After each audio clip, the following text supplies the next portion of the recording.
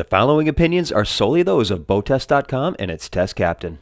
Hi, Captain Steve for BoatTest.com. The design team at Chaparral told me that they wanted to create a mid-size 22-foot twin-engine jet-powered boat, and they did it with a 223 Vortex VRX. I'm going to see how they've done. Let's start with a look at the seating. The seating area in the bow, you've got 13 inches for your legs to be in, 24 inches so we're not banging knees. The space across goes from 5 feet 9 inches to 3 feet 3 inches. Bolsters wrap completely around.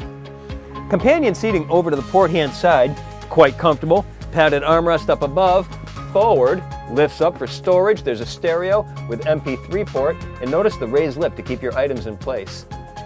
When water sports are in the plan and you need an observer, flip the seat back forward. We have aft-facing seating. The glove box now becomes the backrest. This 22-foot boat seats 10 people.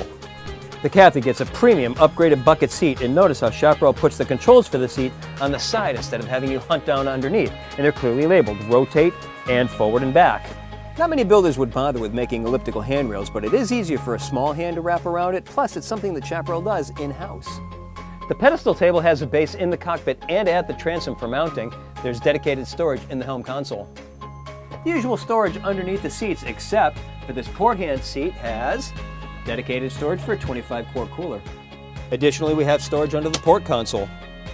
Naturally, we've got the normal storage under the two side seats, but this forward seat has a step, non-skid, to get you to the bow, and underneath is a self-draining cooler.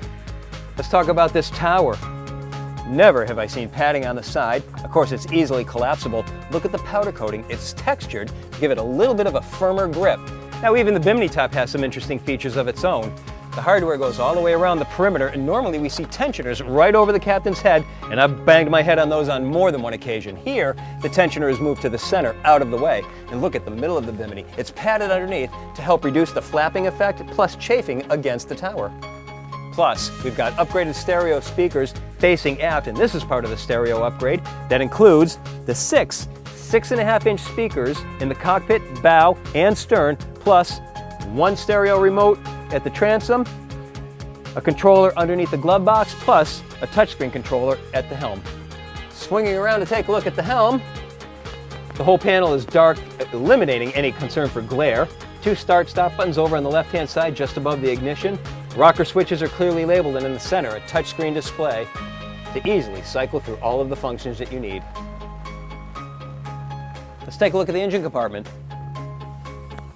Hatch lifts with the help of two gas assist struts. We have a twin engine application in this boat, but they're both controlled from a single digital control at the helm. Inside we have a pair of 200 horsepower Rotax 4Tech engines. Details of this better seen outside the boat. Let's take a look. Here we are with a cutaway model attached to a section of the hull. Let's take a look at some of the features. Let's talk about the reverse gate and the steering nozzle. Here's what we normally see: the reverse gate attached to the steering nozzle. Chaparral's Rotax does it a little bit differently. Let's take a look. Here we have the engine in the forward position. Water comes blasting out the nozzle, and we steer the nozzle as normal, but when we shift into the neutral or reverse position, we have the added benefit of lateral thrust control. So now you have much more maneuverability at the dock when you're shifted into neutral or the reverse positions. Moving forward, we have a grate under the hull that prevents large objects from getting sucked into the impeller. Now normally, we see access for the hand to come down and clear things away from the shaft, but Rotax does things a little bit differently. They protect the shaft from the outset with a shroud all the way around the shaft. On the Rotax, the ride plate is actually a heat exchanger. There's a hose attached to it that comes forward, connects to the thermostat and the water pump. That, in effect, gives the Rotax a closed cooling system. Great feature for saltwater boaters. With the twin 200 Rotax engines turning 7850 RPM, we reached a top speed of 52.9 miles per hour with a 32.8 gallon per hour fuel burn. Best cruise was at 5,000 RPM, which had us running at 25.9 miles per hour while burning 8.1 gallons per hour. That meant that we could keep going for 144 miles in over 5.5 hours. But she was most impressive in her acceleration. She planed in 2.1 seconds, reached 20 miles per hour in 4 seconds, and continued accelerating through 30 miles per hour in 6.2 seconds. As soon as we hit the throttle, her Chaparral DNA became evident as she felt like every bit the sport boat that she is. Turns were at a sedate 10-degree roll with an expected carb and no hint of chine walk. Performance turns caused her to spin out as expected and launch in the opposite direction.